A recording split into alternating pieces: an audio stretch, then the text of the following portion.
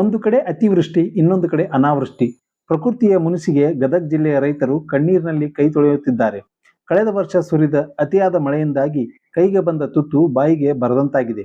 ಹಾನಿಯಾದ ಬೆಳೆಗೆ ಪರಿಹಾರ ಸಿಗಬಹುದು ಎಂದು ಜಿಲ್ಲೆಯಾದ್ಯಂತ ಸುಮಾರು 52,000 ರೈತರು ಬೆಳೆ ವಿಮೆ ಮಾಡಿಸಿದ್ದರು. ಆದರೆ ಅಧಿಕಾರಿಗಳ ನಿರ್ಲಕ್ಷ್ಯದಿಂದಾಗಿ ಈಗ ರೈತರು ಬೀದಿಗೆ ಬೀಳುವಂತಾಗಿದೆ. ಮಧ್ಯಂತರ ಪರಿಹಾರ ಹಾಕ್ಲಾರ್ದಕ್ಕೆ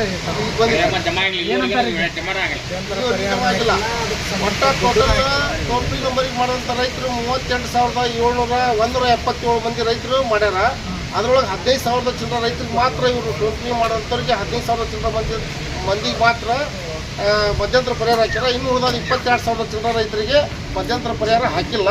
ಅವ್ರು ಯಾಕೆ ಹಾಕಿಲ್ಲ ಅನ್ನೋಂಥ ಒಂದು ಉದ್ದೇಶಕ್ಕೆ ಮತ್ತು ಎಲ್ಲ ಥರದ ಮಿಸ್ಮ್ಯಾಚ್ ಆದರೂ ಸಹಿತ ಮೊನ್ನೆ 5ನೇ ತಿಂಗಳ 28ನೇ ತಾರೀಕಿಗೆ ಮತ್ತೊಂದಿಷ್ಟು ಮಂದಿಗೆ ರೊಕ್ಕ ಹಾಕ್ಯಾರ. ಅವ್ರು ಮೆಣಸಿನ ಗಿಡಕ್ಕೆ GPS ಮಾಡ್ಯಾರ, ಮೆಣಸಿನ ಗಿಡಕ್ಕೆ ಇನ್ಶೂರೆನ್ಸ್ ಬಿಡ್ತಾರ.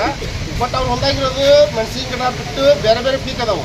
ಅಂಥ ಪೀಕಿಗೂ ಸಹಿತ ಮೊನ್ನೆ 28ನೇ ತಾರೀಕು 5ನೇ ತಿಂಗಳು ರೊಕ್ಕ ಹಾಕ್ಯಾರ.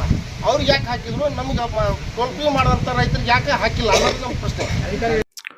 ಹೌದು, ವಿಮೆ ಮಾಡಿಸಿದ 52,000 ರೈತರ ಪೈಕಿ ಕೇವಲ 12,000 ರೈತರಿಗೆ ಮಾತ್ರ ಮಧ್ಯಂತರ ಪರಿಹಾರ ಸಿಕ್ಕಿದೆ.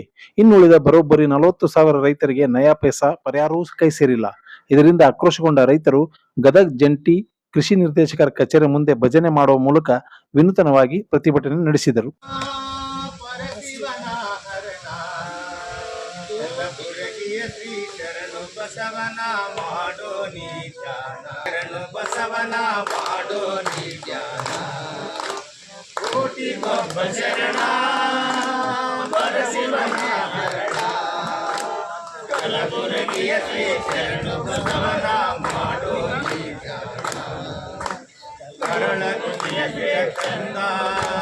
ಕಲಬುರಗಿಗೆ ತಾ ಬಂದ ಕಂದ, ಕಲಬುರಗಿಗೆ ತಾ ಬಂದ, ದೊಡ್ಡಪ್ಪ ಗೌಡರ ಮನೆಯಲ್ಲಿ ನಿಂದು ಮತ ಕೀರ್ತಿಯ ತಂದ, ದೊಡ್ಡಪ್ಪ ಗೌಡರ ಮನೆಯಲ್ಲಿ ನಿಂದು ಶಿವಮತ ಕೀರ್ತಿಯ ತಂದ. ಕೋಟಿ ಗೊಬ್ಬ ಶರಣ ಪರಶಿವನ ಹರಣ, ಕಲಬುರಗಿಯ ಶ್ರೀ ಶರಣ ಬಸವನ ಮಾಡೋ ಧ್ಯಾನ, ಕಲಬುರಗಿಯ ಶ್ರೀ ಶರಣ ಬಸವನ ಮಾಡೋ ಧ್ಯಾನ. ಅರಳ ಗುಂಡಿಗೆಯ ಕಂದ, ಕಲಬುರಗಿಗೆ ತಾ ಬಂದ, ಗೌಡರ ಮನೆಯಲ್ಲಿ ನಿಂದು ಶಿವಮತ ಕೀರ್ತಿಯ ತಂದ, ಶಿವಮತ ಕೀರ್ತಿಯ.